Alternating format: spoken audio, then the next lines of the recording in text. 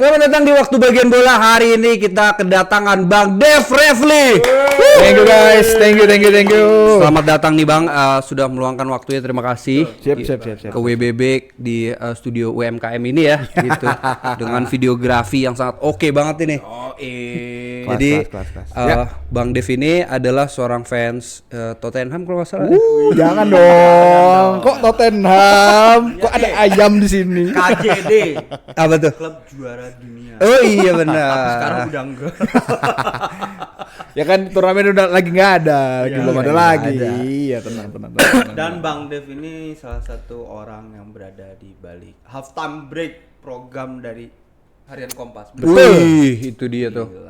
Gila. Itu acaranya ngobrolin bola doang atau Itu sebenarnya kalau halftime break itu sebenarnya podcast olahraga. Sebenarnya kita tuh tadinya mau bahas semua basket apa semua segala macam. Cuman karena kita paham jadi cuman bahas sepak bola dan kebetulan karena gue fans Chelsea jadi bahasnya Liga Inggris doang. Sama timnas lah ya wajib lah timnas kita bahas lah di situ gitu. Dan kebetulan partner gue di sana kan Bang DJ fans Inter. Jadi selain bahas Chelsea dan Liga Inggris kadang nyerempet ke Serie A juga. Gitu. Iya. Tapi pembahasan utama di sana Liga Inggris. Ya kalau lu mau butuh F1, beliau inilah sosoknya. Oh tenang, F1 iya. nih, gila ensiklopedia. Ini kan makanya kita main ke sana, main kemari kan scouting juga kan. Gaya banget scouting. Tapi kayaknya kita udah cukup memperkenalkan ya. Oh, iya. Sekarang kita tanya nih, boleh langsung. gimana bro Chelsea musim ini menurut lu? Dipegang Xabi Alonso. Interesting to watch ya. Ya, menarik lah untuk dipantau karena satu-satunya klub besar lah mungkin di Inggris yang nggak main di mana-mana ya, hanya dimain di kampung sendiri doang. Hasil musim lalu kan nggak terlalu bagus ya. Iya betul. Itu sih yang gua pengen lihat dari Chelsea sekarang ya, kebijakan dari manajemen tentu.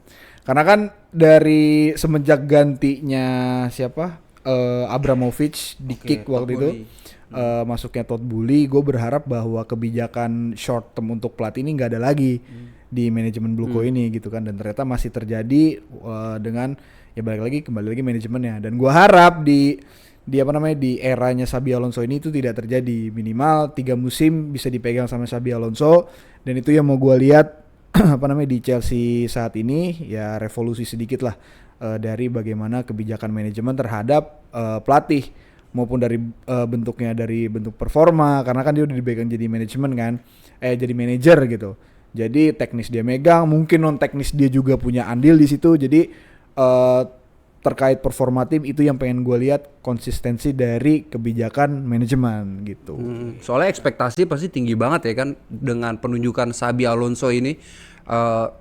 Dia juara sama Leverkusen kan, unbeaten kalau nggak salah. Unbeaten betul. Di Madrid nggak sukses tapi kan soalnya kan awalnya sebenarnya Xabi Alonso digadang-gadang ke Liverpool kan, tiba-tiba ke Chelsea. Jadi gua rasa ekspektasinya malah makin tinggi nih setelah dari Maresca gitu. Oh iya benar. Kalau menarik tuh. Kalau lu ekspektasi lu apa dengan Xabi Alonso ini selain dari manajemen tadi? Nggak ada justru gue pengen berpesan kepada fans Chelsea yang punya harapan tinggi terhadap Xabi Alonso, karena baik lagi kita sebagai fans Chelsea itu sangat tahu persis bahwa tim ini tuh udah terlalu rusak proyeknya. Maksudnya yang tadinya lu punya backbone dari zaman mungkin dari zamannya Thomas Tuchel, atau mungkin dari zamannya Conte, dari zamannya Sarri semuanya, dan itu kan nggak berjalan secara mulus karena short termnya masa-masa pelatih ini gitu loh. Jadi project yang jelas di Chelsea itu nggak ada. Sampai pada masa gua tadi memikir Pochettino lah mungkin akan megang minimal 3 musim di Chelsea dengan project yang begitu jelas gitu. Karena ya bukannya gue mengagung-agungkan Arsenal juga ya, tapi nyatanya project Arsenal itu ya bisa dibilang cukup berhasil dengan Arteta gitu, walaupun dengan jangka waktu yang cukup lama itu, dan gue pengen itu diterapkan di Chelsea karena Chelsea itu kualitas pemain punya, pelatih pun ya let's say gue nggak jauh-jauh Pochettino itu dia yang membawa Chelsea di awal era kebangkitan dari zamannya Todd Boehly loh. Graham Potter membuat Chelsea berada di posisi nomor 12 which is itu ya yang lebih buruk daripada musim lalu gitu loh. Dan itu tentu tidak bisa diterima oleh Chelsea. Chelsea menempati posisi Eropa dan sayangnya kebalap sama MU yang menang FA Cup lawan City waktu itu. Maksud gua itu kan sebuah progres yang sangat luar biasa yang dimana kualitas pemainnya itu bisa dibilang masih sangat raw. Enzo Fernandez baru masuk, Caicedo baru masuk, pemain seniornya cuma Thiago Silva yang musim terakhir pada waktu itu. Jadi maksud gue punya harapan di sini, harapan yang cukup besar di sini oleh para pelatih-pelatih yang ditunjuk oleh era Todd Boehly ini. Tapi dengan gesekan-gesekan pelatih sama si manajemen ini, jadi membuat proyeknya mulai lagi dari awal. Dan gue harap di masanya Xabi Alonso itu nggak terjadi. Makanya gue pengen lihat banget manajemen bersama Xabi Alonso memberikan waktu lah yang cukup signifikan untuk Xabi Alonso biar dia nge-shape tim ini ya let's say kayak Como lah. Maksudnya Como dipegang Fabregas, diberi kesempatan. Udah berapa tahun Fabregas di Como? 3 tahun? Enggak lah, masuk ke 3. Iya. 3 atau 4 lah gitu. Kan dari Liga Serie B kan? Iya, maksudnya dari Serie B ya udah ada segitu kan waktunya kan. Progresnya jelas kan gitu kan dengan waktu segitu kan. Dan gue yakin harusnya di bawah Pochettino pun Chelsea bisa lebih tinggi gitu loh. Tapi diganti oleh Maresca. Di bawah Maresca gue juga yakin masuk ke musim ketiga bisa lebih bagus dengan kualitas pemain seperti ini. Nggak berhasil lagi. Terus masuk ke kebijakannya pilihan Rose senior yang nggak jelas, dan gue harap di Xabi ini ekspektasi gue ya bisa memberikan waktu untuk Xabi Alonso. Tapi bukannya ini ya, ini gue kan nggak terlalu mengikuti Chelsea. Ini bukannya biasa gitu bagi Chelsea dari zaman Abramovich kan juga bongkar pasang pelatih itu udah sering banget kan? Bedanya apa tuh sama? Karena zaman Abramovich sangat tahu bahwa Chelsea ini merupakan yang nggak tahu ya sebelum mungkin setelah Arsenal merupakan jantung klub dari negara yang cukup besar gitu loh. Jadi maksudnya yang dia ingin tanamkan di Chelsea itu ya prestasi untuk membuat ya Chelsea seperti sebesar sekarang, dan itu dia terjadi. Caranya bagaimana ya cara yang dia lakukan, which is pada saat itu ya mungkin belum jadi sepak bolanya belum menjadi industri. Sepak bola masih prestis dengan prestasi-prestasi yang dan juga silverware yang cukup mempunyai gengsi yang cukup tinggi gitu kan. Dan itu diraih oleh, dan bagaimana cara Chelsea, klub yang lagi beranjak menjadi bocah ini pada waktu itu bisa mengalahkan tim-tim besar seperti Barcelona, AC Milan waktu itu, Liverpool, Arsenal, MU, ya caranya dengan itu, maksudnya short term pelatih gitu. Jadi ketika pelatih mungkin di musim kedua udah nggak perform, ganti lagi dengan pelatih yang bisa ngebawa prestasi baru lagi gitu loh. Sampai pada saat era ya mungkin juara 2 kali Liga Champions udah cukup kali ya, gitu loh. Maksudnya coba lo kasih satu pelatih yang minimal bisa megang 3 musim. Kalau misalkan di musim ketiga drop, nggak bawa bisa prestasi yang baru, ya udah project baru sama pelatih yang baru dengan kelas yang lebih tinggi yang bisa memegang klub sebesar Chelsea. Karena di 2021 setelah Chelsea juara Liga Champions, definitely Chelsea udah menjadi klub besar. Bahkan sebelum itu kan Chelsea udah masuk ke Big Six, which is klub besar yang dipertimbangkan di Inggris.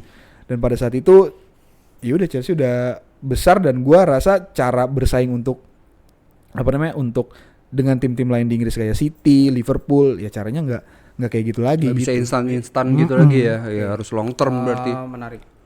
Gimana lu melihat pembelian Xabi Alonso musim ini, termasuk penjualan pemain dari Chelsea yang gue lihat juga skuadnya menggemuk.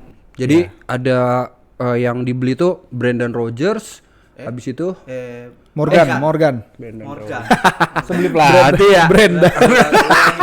Sorry, Morgan Rodgers, habis itu siapa lagi tuh ya? Quenda ada, Emega ya. Habis itu Valentino Barco. Yang di ini nama Jude Bellingham kan, palanya. Jordan Henderson sama Pep Guardiola kan terakhir tuh. Danny Welbeck. Bukan yang Pep kan ada kan Pep Cavaria. Pep Cavaria. Cavaria apa Cavaria ya itu. Itu mungkin projection jangka panjang lah ya. Ya. Dari Rayo. Satu lagi itu Danny Welbeck. Iya benar. Menarik kan melihat ada Banyak sih Chelsea. dua nama sosok senior juga tuh nanti. Iya. Mungkin kita bahas dari segi transfer in transfer out-nya nih. Oke. Kalau dari transfer semenjak masanya Todd Boehly ternyata gue nggak bilang 11-12 ya, tapi nggak jauh beda kayak Abramovich lah. Cuman penempatan siapanya nih, talentnya nih itu yang selalu menjadi tanda tanya besar kan. Dari zamannya Todd Boehly yang masuk, yang keluar gitu loh. Tapi somehow gemuknya squad ini apa ya? Ya gue nggak bisa bilang sepenuhnya positif ya, tapi ya mungkin manajemen Chelsea berpikir dari segi business wise gitu loh.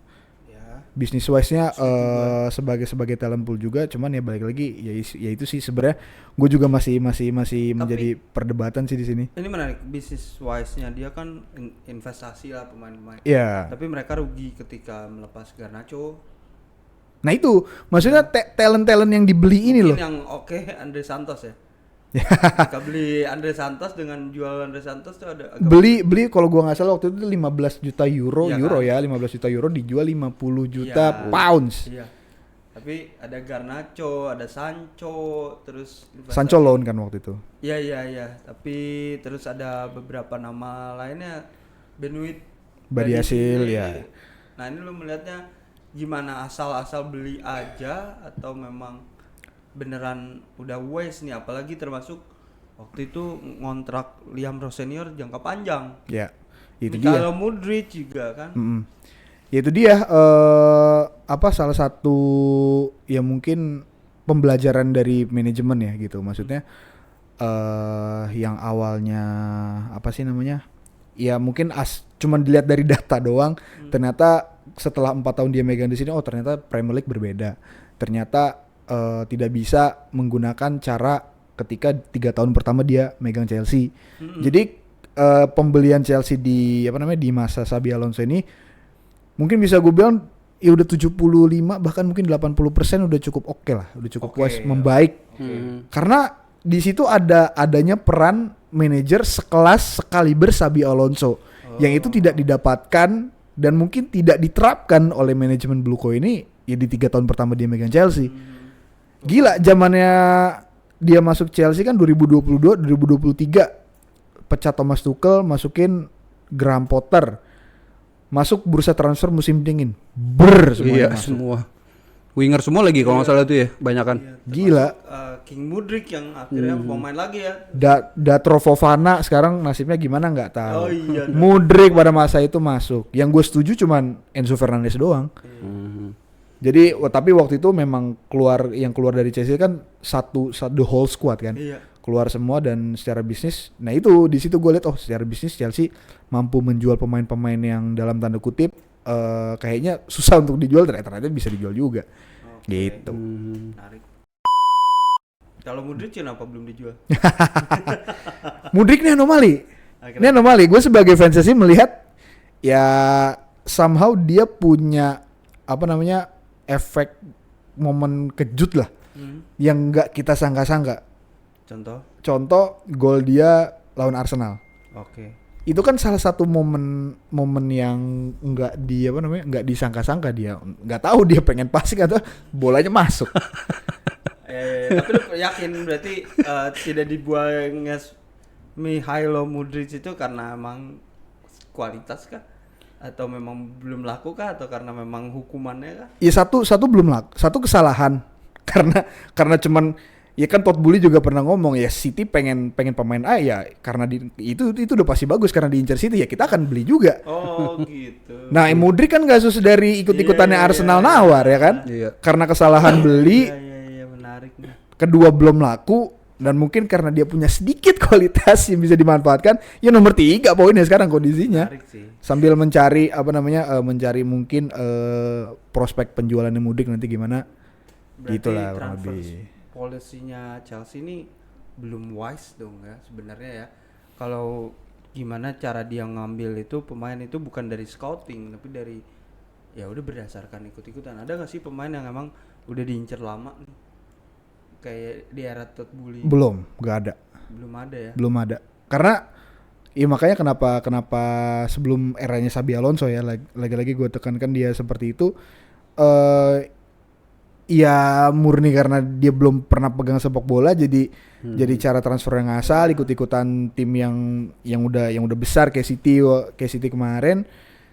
Cuman kalau dibilang wise gak wise ya, makanya Xabi Alonso ini membawa peran yang cukup signifikan. Makanya di era Xabi inilah baru tadi gue bilang ya bisa dibilang 70-80% wise gitu. Karena di luar itu kan talent pool yang ada sekarang kan sebelum eranya Xabi. Kalau sebelum eranya Xabi dibilang nggak wise, oh iya sangat tidak wise gitu.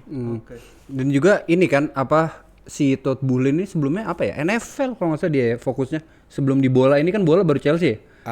NBA ya? Softball kalau nggak salah, Iya. baseball apa softball gitu Itu dia tuh di Amerika. Bukan orang yang paham bola lah. Iya, bukan orang yang paham Tapi sepak bola. Yang gue mau nanya nih, menarik. Kita udah bahas transfer, gimana profil pemain yang dibeli? Oke. Ada 2 nama yang menarik perhatian adalah Jordan Henderson dan Welbeck. Itu apa menurut lu, pendapat lu tentang pembelian dia yang umurnya udah di kepala 3 udah jauh juga? Dan apa sebenarnya yang diinginkan Alonso untuk kedua profil ini? Kestabilan. Itu yang tidak dimiliki Chelsea mungkin 1 atau 2 musim terakhir sejak Thiago Silva cabut, mungkin Mason Mount cabut waktu itu. Dan sekarang yang paling dewasa di tim itu Reece James. Iya. Yang paling dewasa ya, bukan yang paling tua ya. Iya. Mungkin ada Robert Sanchez dan juga Enzo Fernandez yang paling dewasa di tim ini gitu loh. Even Cole Palmer bukan, he's not a leader mungkin di Bahkan Enzo pun yang di Chelsea bisa dibilang sosok leader juga masih bikin suasana ruang ganti kacau ya kemarin. ya Gen Z lah, seumuran dia sama gua. Ya mungkin dalam tanda kutip ya gue sih tidak mewajarkan, cuman ya bagaimana dia menyelesaikan kasus-kasus yang dia buat di Chelsea kan semua berakhir dengan damai juga kan. Itu yang penting, dan leadership yang dibawa di Chelsea itu penting, dan itu nggak cukup, belum stabil karena pemain-pemain yang lebih muda dari mereka ini mungkin merasa ya lu siapa, lu belum senior amat di sini, bla bla bla segala macam, mungkin butuh yang lebih wise lagi. Mungkin ketika pemain-pemain yang udah dewasa yang tadi udah disebutin, Reece James, Enzo, Robert Sanchez, tadinya Kukurea. Oh iya.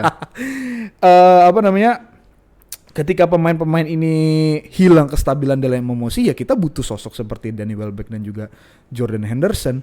Ya banyaklah cerita-cerita yang bisa ditemukan di sosial media lah, terutama terkait dari Jordan Henderson. Ya bagaimana dia menunjukkan sikap kedewasaannya dia entah di Ajax Amsterdam sebelumnya, entah di Liverpool sebelumnya paling banyak, entah di skuad Inggris sampai kemarin masih dibawa sama Thomas Tuchel. Ya mungkin sebagai tangannya Thomas Tuchel untuk meredam ego para pemain besar-besar itu butuh Jordan Henderson. Iya bener sih. Soalnya kan Chelsea ini kayaknya pemain mudanya banyak banget ya.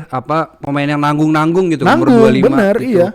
Jadi harus ada sosok Welbeck dan juga ini sih Jordan Henderson. Tapi gue ngelihatnya juga Welbeck ini kenapa kayaknya tuh ya 2-3 musim terakhir kayaknya Chelsea nggak punya backup striker yang mumpuni. Iya gitu. Yang Welbeck kan bagus nih Brighton kemarin. Ada Nicholas Jackson. Liam Delap. Liam Delap juga mumpuni, bapaknya tapi ya. Enggak. Rory. Delap, tapi kayaknya tuh jadi pas gitu kalau Joao Pedro agak mandek, nah bisa tuh masukin Welbeck gitu. Ya, apalagi kan mereka juga pernah bekerja sama di Brighton. Sama Joao Pedro? Iya. Di Brighton. Pernah main bareng mereka sebelum ke Chelsea kan sempat main bareng tuh Welbeck sama Joao Pedro. Justru malah Joao Pedro gue melihat akan bermain bareng sama Welbeck starter. Mungkin kalau misalkan Xabi Alonso masang formasi 3 back, either 3-4-3 atau 3-5-2, striker tunggal ya tetap Welbeck, di belakangnya nomor 10 ada Cole Palmer sama Joao Pedro nanti di situ. MH baru pelapis kalau gue bilang, karena ya profilnya masih cukup muda lah nih. Nih pemain, terus juga Sapaev. Apalagi Sapaev gue yakin nanti di loan sih. Masih 17 ya. Iya, Sapaev, terus juga Barco juga kemungkinan nanti kan akan ya paling itu tipe-tipe pemain yang akan di loan lagi gitu. Tapi untuk starter sih kalau ngeliat Welbeck ya gue melihat kayaknya nanti akan bermain starter disokong sama Cole Palmer dan juga Joe Pedro. Dan ini kan Chelsea udah 2 kali atau 3 kali ya pramusim ini, tur pramusim Indonesia. Sebelumnya di mana ya? Sydney, Sydney, Hong Kong, baru Indonesia. Indonesia. Bis itu kemarin yang lawan JDT kan? Ya, Malaysia baru. Yang gimana tuh lu ngeliat yang lawan JDT itu? Kesel nggak lu? Apalagi JDT mainnya main kasar ya. Jujur gue nggak menyangka gitu kan, karena ya kita semua di sini sebagai penonton sepak bola mengikuti Piala Dunia sepanjang dan maraton itu, jadi gue menyisihkan energi gue kayaknya nggak begitu ngikutin dulu deh nih pramusim nih gitu. Sampai gue nggak kalau apa namanya dari Jakarta langsung main. Ya, langsung main, Hamil iya satu bener. itu yang gue nggak nyangka. Jadi Iya. gue kelewat di match itu, tapi gue ya hasil gue cuma ngeliat klip-klip doang lah. Ya lawan Malaysia gue cuma bisa berkomentar kampung aja sih Malaysia sih. Tapi gimana JDT nih kampung. atmosfer ketika lu nonton langsung? Oh Wah, ini satu-satunya poin yang dimana gue melihat secara langsung. Ya kalau misalkan pemain lain kan mungkin ya udah bisa dilihat secara apa namanya, udah sering gue lihat lah di pertandingan sebelumnya. Tapi Marco Palestra itu yang membuat gue gila. Ini packaging Marcos Alonso, Marco Correa ada di dia nih. Madiku Dalot. Enggak lah, Halo. jangan. Andalan itu andalan baik dia baik. Oke. Itu yang gue lihat, maksudnya apa namanya, fisik, visi, kerjasama, positioning, kanan kiri, best di Palestra. Ketika bermain lawan Juventus di Hong Kong, gue kan cuma nonton lewat tayangan apa namanya online aja kan. Kerja sama dia sama Kuenda, kerja sama dia sama siapa di kanan, Estevao. Bagus luar biasa. Ketika Kuenda sama siapa Estevao masuk, dia yang isi maju ke depan. Ketika dia yang masuk, Kuenda yang jaga apa namanya half space kelebarannya itu salah satu kerjasama. Dan bagaimana dia tektokan sama winger tuh, itu kemarin gue lihat jelas babak kedua lawan AC Milan di GBK. Iya, bagus banget sih. Jelas. Itu yang maksud gue. Yuk, gue kira mau pergi dah, udah. Iya, Gue udah iya. nggak, udah menganggap dia seorang pengkhianat ya. Gitu. Palestra itu kanan kan? Ini ditaruh di posisi kiri. Whatever sih, kalau misalkan ya kan posisi asli dia kanan ya. Iya. Kalau dan kemarin ditaruh di kiri, perform juga sih. Tapi biasanya kalau Xabi Alonso ini kan kadang jadi inverted kan, apa yang fullbacknya tiba-tiba dia jadi main di tengah. bener. Nah si Palestra ini menurut lo ada nggak di apa pertandingan pramusim ini bisa tuh dia masuk ke tengah, main di tengah? Jujur dia selalu jaga lebar sih. Wide dia. Makanya gue berpikir bahwa ya kayaknya Xabi punya opsi either Reece James mungkin yang bermain, either dia bermain, ya mungkin akan bermain 3-4-3 atau 4-3-3 gitu. Karena gue juga nonton Palestra ini di Cagliari. Musim lalu di Cagliari kan? Iya. Bagus banget. Nggak dipanggil tapi timnas ya. Ya, Iya deh, maksudnya kenapa? Iya kan? Kenapa maksudnya sebagus itu tapi di loan kan dari Atalanta ke Cagliari? ada di Lorenzo. Alah. Sosoknya senior Iya, di Lorenzo. iya. Dan emang baru terlihat bersinarnya di musim lalu Palestra ini kan di loan Iya. dari Atlanta. Cagliari. Cagliari, dia di kirinya Cagliari itu ada Adam Obert, sama di kanannya ada Palestra. Palestra, oke. Palestra bagus banget, emang kencang banget. Gue nonton lawan Juve waktu itu, siapa nih bek kanan? Gue cek, Palestra.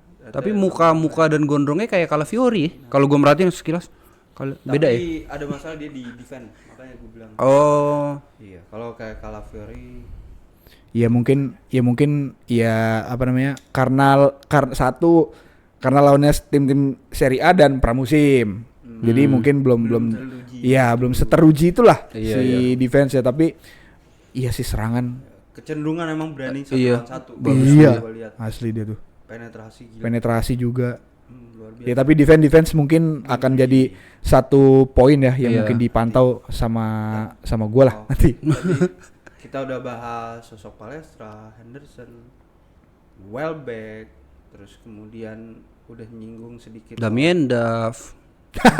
belum. Muda. Tapi gue penasaran deh. Itu kemarin lu nonton Chelsea pertama kali kah atau sebelumnya udah pernah? Ini yang menarik. Itu gua nonton selama seumur hidup gua pertama kali nonton bola di stadion langsung kemarin. Hah? Wih. Timnas Indonesia lu main? Oh. Oke, Langsung Chelsea. Udah pernah dulu. Apa lawan apa? Ini Indonesia Malaysia 5-0 2010. Oh, Iya oke, itu. 51. Final apa tuh? Iya. Enggak yang awal. Oh, yang awal ya? Yang awal, oh, iya. yang awal. Oke. Oh, lu pertama kali berarti. Pertama kali tuh gua. Langsung Chelsea. Gila, pertama kali. Terus langsung- penuh lagi. Langsung klub favoritnya. Oh, Iya. itu. Temen gue yang nonton di sana katanya ternyata supporter Chelsea banyak banget ya di Indonesia. Lah, Iya. nggak tahu aja dia. Enggak, gini. Kemarin itu kalau gua lihat secara langsung di stadion, euforia rame, AC Milan megang. Oh gitu. AC Milan megang rame. Ketika masuk ke tribun, sepi AC Milan. Kan koreo dia. That's it. Abis itu chanting Forza Milan, udah selesai. Iya, Kita Chelsea. Mhm. Siap jelang 5 menit, sahabat kita Wanda. Wanda. Ih, Korwil dia. Hmm. Yang ngegerakin satu tribun utara itu dia. Oh. Chelsea semua itu. Jadi satu stadion itu Chelsea. Iya, iya. Ditambah kemenangan, wah. Udah jadi milik Chelsea itu kemarin. Iya, soalnya Jadi, gue denger AC itu sih. Milan cuman sekali-sekali doang tuh ngechance-nya. Oh, Iya, ini sekali-sekali doang. nih. Banyakan Chelsea Banyakan memang. Chelsea. Iya. Jadi sobat kita namanya Wanda. Hmm. Itu dia fans Persija juga. Hmm. Beliau yang menggerakkan Chelsea. Oh, Iya. iya. Iya itu. Oke, jadi itu ya ulasan kita tentang Chelsea. Terima kasih Bang Dev nih sudah Thank you, meluangkan thank you. waktunya. Silakan tulis di kolom komentar kira-kira prediksi kalian Chelsea akan sejauh apa Iya. musim ini dan sampai jumpa lagi di waktu bagian bola. Bye bye. Thank you guys. Bye bye.